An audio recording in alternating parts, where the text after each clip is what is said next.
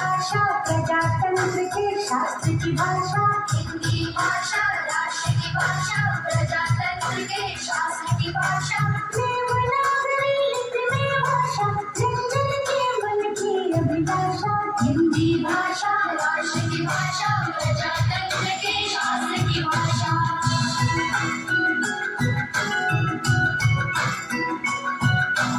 भारत की सारी भाषाएं इस भाषा की पहली है, भारत की सारी भाषाएं इस भाषा की पहली है, मुकुट राष्ट्रभाषा का सिर पर शोभित इसकी पहली है, पढ़े वही जो दिखे, सुने वही जो दिखे, पढ़े वही जो दिखे, सुने वही जो दिखे, ये विशेषता हिंदी में पाई है, संपूर्ण राष्ट्र के जन्म में हिंदी से एकता आई है, हिंदी भाषा राष्ट्र की भाषा, प्रजातंत्र के शास्त्र की भाषा।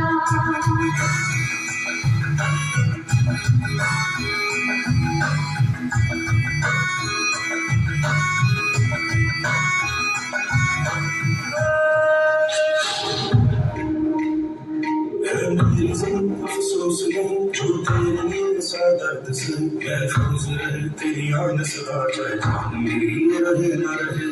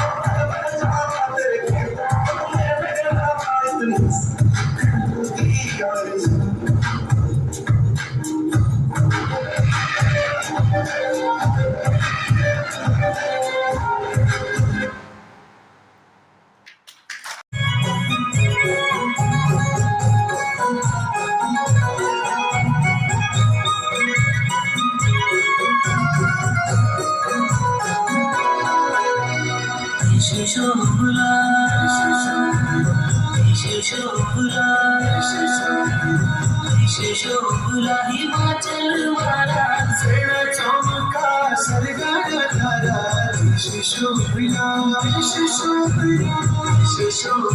हिमाचल वाला सर चौका सरगार धारा, शोभला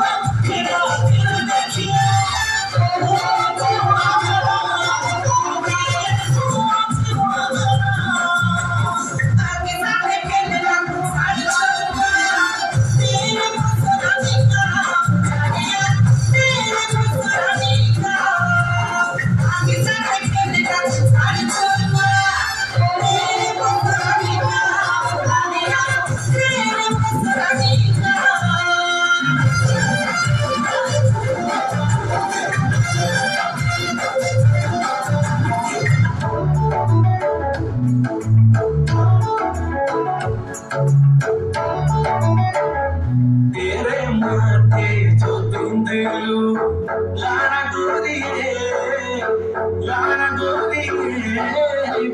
मोरे पूरे दिए खत रटिए तेरे माथे जो धुंधलू लाना गोरिए मोरे पूरे दिए खत रटिए तेरे माथे जो धुंधलू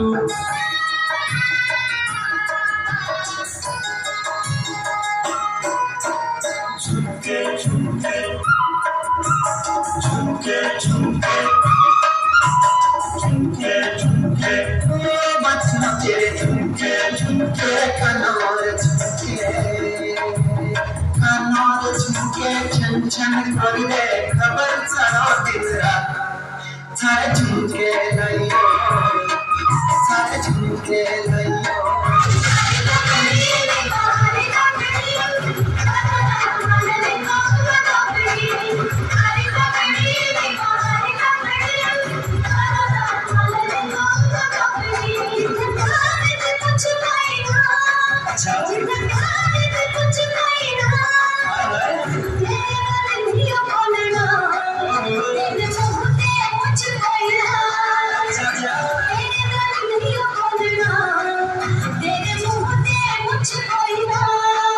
मजा प्यार ना चखलांगे मजा प्यार ना चखलांगे तुम्हारी हाँ कर दे अब पकाई भी रख लांगे तुम्हारी हाँ कर दे अब पकाई भी रख लांगे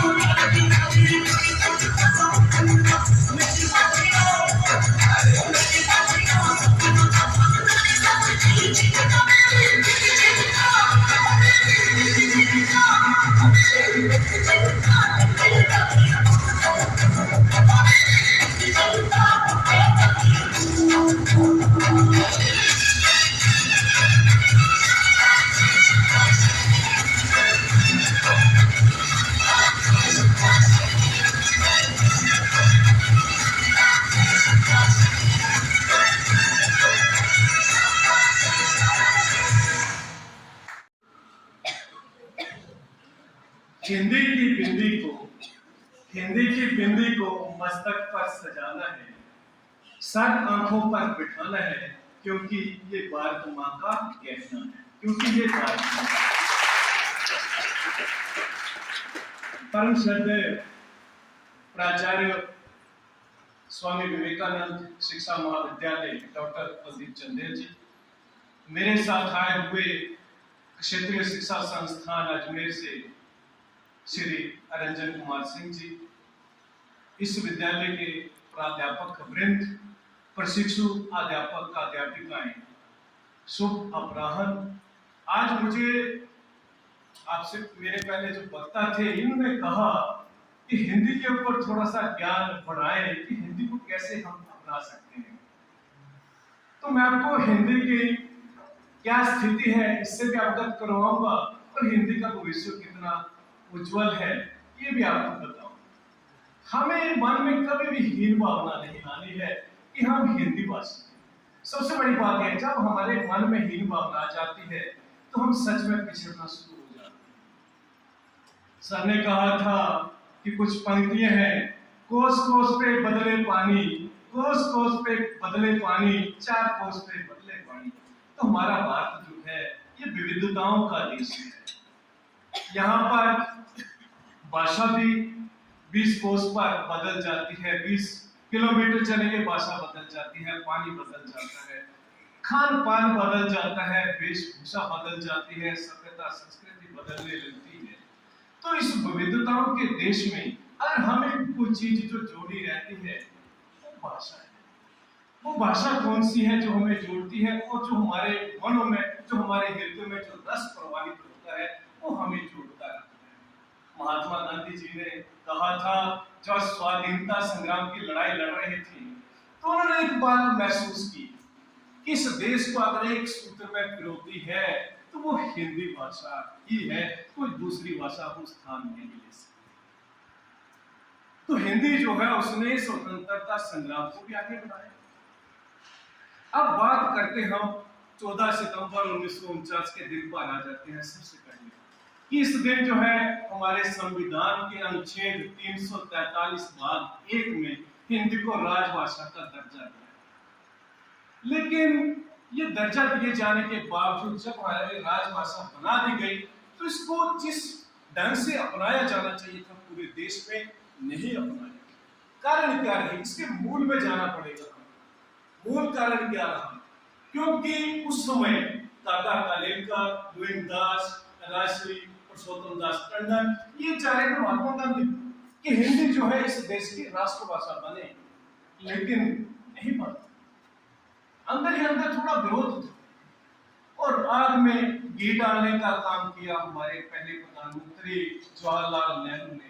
नेहरू जी क्या कहते हैं कि अगर हिंदी को हम राष्ट्रभाषा का दर्जा दे देंगे तो सांप्रदायिक दंगे बढ़ जाएंगे। सांप्रदायिक दंगे हिंदी को राष्ट्रभाषा का दर्जा देने से बढ़ जाएंगे। और नेहरू जी की और बड़ी गलती, जो पहला उनका स्वतंत्र भारत का पहला भाषण था जिसे क्राइस्ट ऑफ डेस्टिनी के नाम से भी जानते हैं, वो भी अंग्रेजी भाषा में। कितनी बड़ी विडंबना कि ये देश अंग्रेजों से गुलाम हुआ। हम शारीरिक रूप से तो आजाद हो गए लेकिन मानसिक रूप से हम आज दिन तक गुलामी जी रहे। और नेहरू जी ने पहले दिन ही स्वतंत्रता जब प्राप्त हुई थी वो पहला भाषण हमारे देश को हिंदी में संबोधित किया जाना चाहिए था, लेकिन नहीं किया। और दूसरा, जब हमारे देश में बिल के पत्थर लगाने का प्रस्ताव चल रहा था भारतीय संसद में, किस ढंग से विरोध हुआ उस चीज का, क्यों विरोध हुआ, हम उस चीज के मूल में नहीं जाते।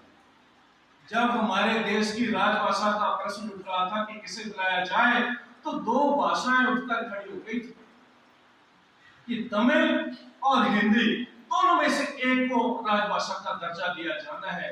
तो वोट डाले जाने लगे और दोनों भाषाएं जो है बराबरी पर अध्यक्षीय वोट डालना था। प्रधानमंत्री जी को दबाव में थे, वो चाहते तो वो तमिल को भी डाल देते, लेकिन हमारे जो बाकी नेता थे, जो बुद्धिजीवी थे, जो हिंदी से जुड़े हुए लोग थे, उनका दबाव था और उन्हें वोट डालना पड़ा हिंदी के पक्ष में। तब जाकर हिंदी जो है राजभाषा।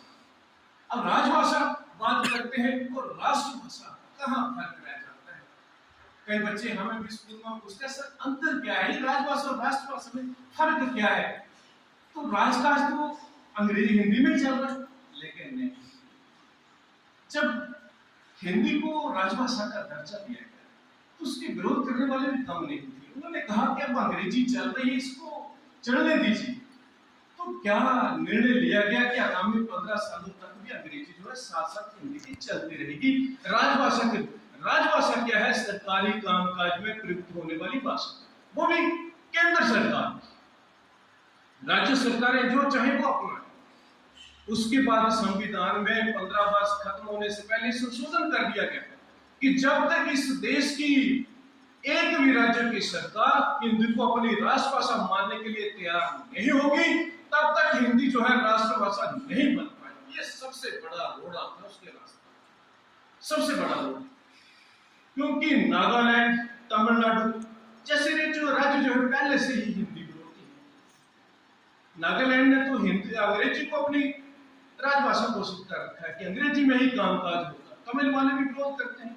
हमारे जवाहर नवोदय विद्यालय में आपको बता देता हूँ कि जब वो पूरे देश में खुले, तमिलनाडु ने स्वीकार नहीं की, नागालैंड ने स्वीकार नहीं की। अभी धीरे धीरे तमिलनाडु अपनाने लगा है, नागालैंड में भी स्थिति यथावत बनी। तो ये तो हमारे देश की विडंबना है। देखो, आजादी के आज हम अमृत महोत्सव मना रहे हैं, 75 साल आजादी के मना रहे हैं, और देश की जो विडंबना है, जो व्यवस्था है, और जो व्यवस्था है जिसे जिस तरह से बदलना चाहिए था, नहीं बदला। लॉर्ड मैकाले को आप जानते हैं, एजुकेशन इंस्टीट्यूट में पढ़ रहे हैं और शिक्षा के क्षेत्र से जुड़े हुए। सर ने भी एक बात कही थी कि हम शुद्ध हिंदी का इस्तेमाल नहीं करते, अंग्रेजी के शब्द आ जाते हैं, सच में आ जाते हैं, इसमें बुराई नहीं है। शब्द भंडारी तो हमारा समृद्ध हो रहा है, और हिंदी ने वैसे भी असंख्य विदेशी भाषाओं के शब्द अपनाए हुए, तो आपत्ति नहीं है, आप इस्तेमाल करो। जो शब्द आ जाता है हिंदी पहचान लीजिए, हिंदी माने दीजिए, शब्द भंडार हमारा समृद्ध है।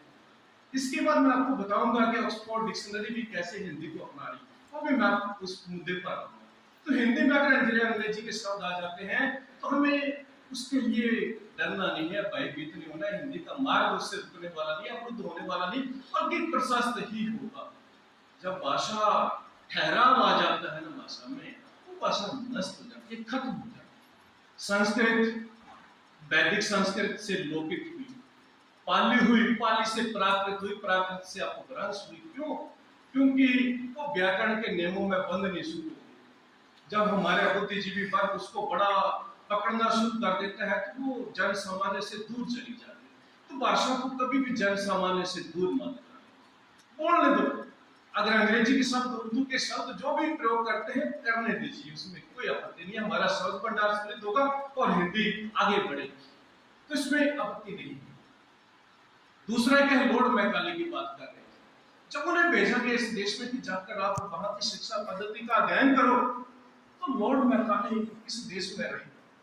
गुरुकुलों में हमारी शिक्षा पद्धति होती थी, तो उन्होंने जाकर जो रिपोर्ट प्रस्तुत की, उन्होंने क्या कहा कि भारत का जो शिक्षा प्रणाली है, शिक्षा पद्धति है, बड़ी समृद्ध है, वहां की सभ्यता, संस्कृति, परंपरा से जोड़ती है, और उन लोगों को अपनी भाषा पर, अपने संस्कारों पर, अपनी संस्कृति पर, अपनी सभ्यता पर जो गर्व है, वो कूट कूट कर उसको नहीं निकाला जा सकता। तो वहां चिंतन मनन होने लगा कि इसे भारतीयों के अंदर कैसे हीन भावना भरे कि आपकी जो शिक्षा पद्धति है वो निम्न कोटि की है, इस दिशा में विचार चले। तो क्या निष्कर्ष निकाला उन्होंने कि हिंदुस्तान में जाओ और अंग्रेजी को लागू करो। तो लागू करने में उन्हें बड़ी कठिनाई आ रही थी। उन्होंने लास्ट में कहा, अंत में कहा, इसे रोजगार से जोड़। जब कोई भाषा रोजगार से जुड़ जाती है तो लोग अपनाना शुरू होते हैं। और धीरे धीरे कहा कि हिंदुस्तानियों में आप हीन भावना बांटो कि आपकी जो अपनी भाषा है वो निम्न दर्जे की, वहां के जो संस्कार है उन्हें धीरे धीरे करके उनको खत्म। यही हुआ कि अंग्रेज तो चले गए, लेकिन अंग्रेजी तो नहीं गए। हम मानसिक रूप से